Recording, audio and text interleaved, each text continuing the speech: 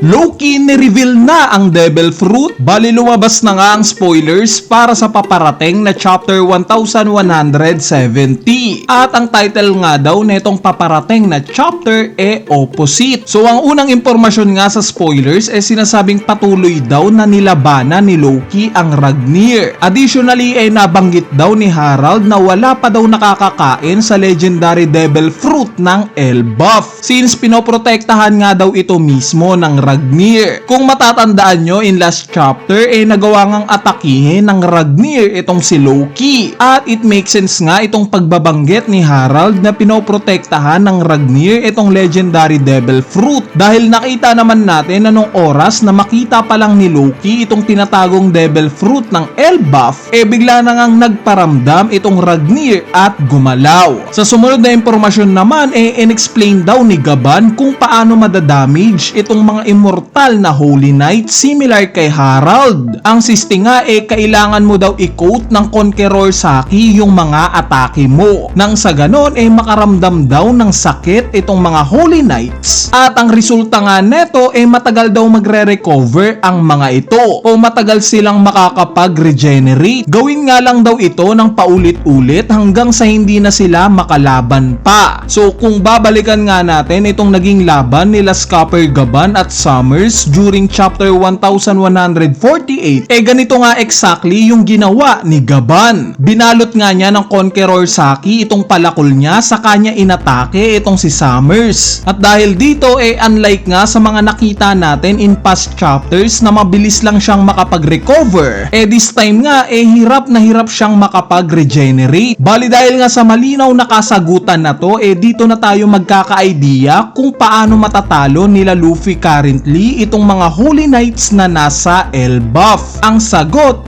Conqueror Saki.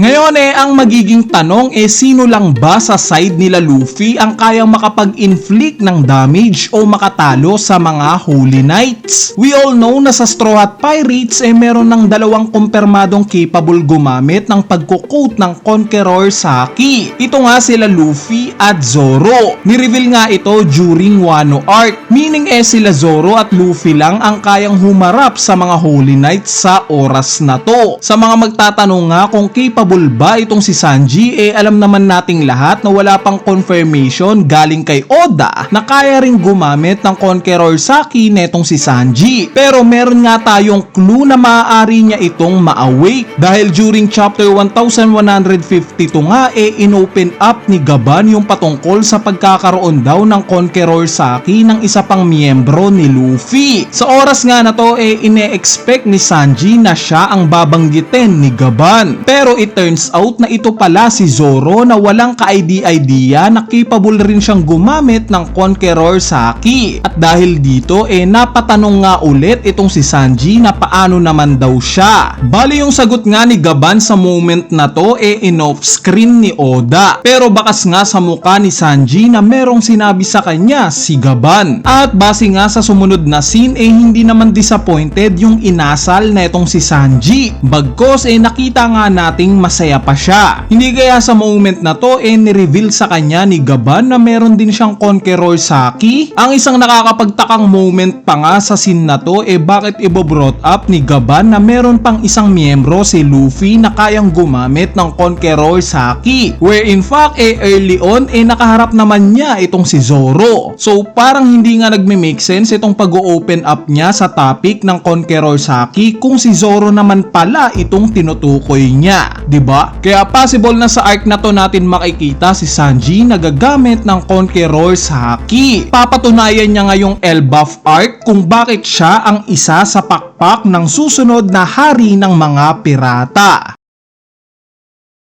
Anyway, ang sumunod na impormasyon naman sa spoilers sinasabing nagpatuloy pa raw yung laban nila Loki at ng Ragnir. Parehas nga raw silang mga pagod na. Si Loki nga sira na daw ang gamit na martilyo. At itong Ragnir naman bigla daw nag-transform into squirrel. Yes guys, mukhang gaya nga sa espada ni Spandam na Fang Freed at sa espada ni Shamrock na capable mag-transform into Zoan form. Mukhang meron nga ring taglay na Zoan +2 Devil Fruit itong martilyong Ragnir. Ngayon it makes sense na kung bakit kinlaim ni Loki in chapter 1143 na walang kayang makabuhat sa Ragnir Hammer. Since oo nga naman, itong Ragnir lang ang mismong pwedeng pumili sa kung sino ang kayang makabuhat sa kanya. Since meron nga itong sariling buhay. Kaya naman nakakatuwa nga kung at some point sa arc na to magagawang kaibiganin ni Usopp itong Ragnir at buhatin itong martilyo na to. Panigurado na kapag nangyari ito tataas ang respeto ng mga giants kay Usopp. Speaking of possible acceptance sa sumunod na impormasyon nga sinabing tinanggap na daw ng Ragnir si Loki. Pumayag na nga daw itong ipakain kay Loki ang legendary Devil Fruit at yes, kinain nga daw ito ni Loki. Pagkakain nga ni Loki sa legendary Devil Fruit ng Elbaf agad daw nag-transform itong mga kamay niya into claws. Hindi nga daw ni-reveal yung full transformation ni Loki pero ipapakita daw yung silhouette neto. Sa mga nagtatanong nga kung ano yung theory natin sa possible Devil Fruit ni Loki nagawa na nga natin ito ng video 1 year ago na. Kung trip nyo ang balikan yung theory na to ilalagay ko na lang yung link sa comment section sa ibaba.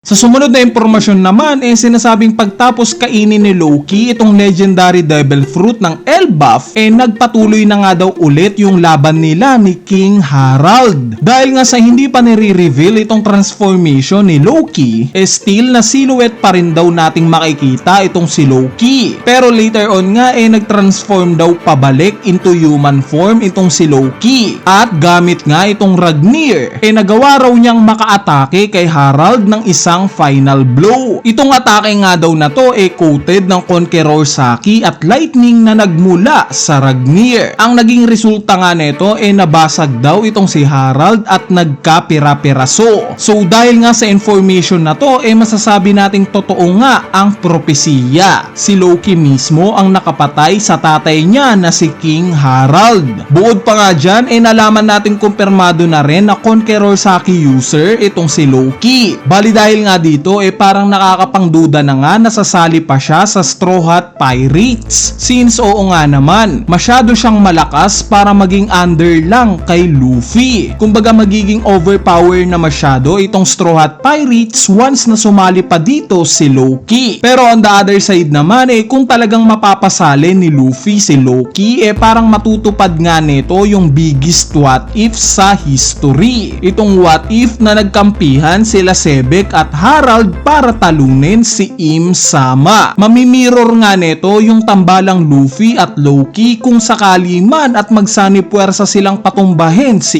Imu. Anyway, ayan na nga yung maikling spoiler review natin para sa paparating na chapter 1170. Kung sakaling natripan nyo nga itong video na to, wag nyo nang kalimutang pindutin niyang like button dahil napakalaking tulong na nga niyang like nyo para sa ating channel. So yun lang, peace!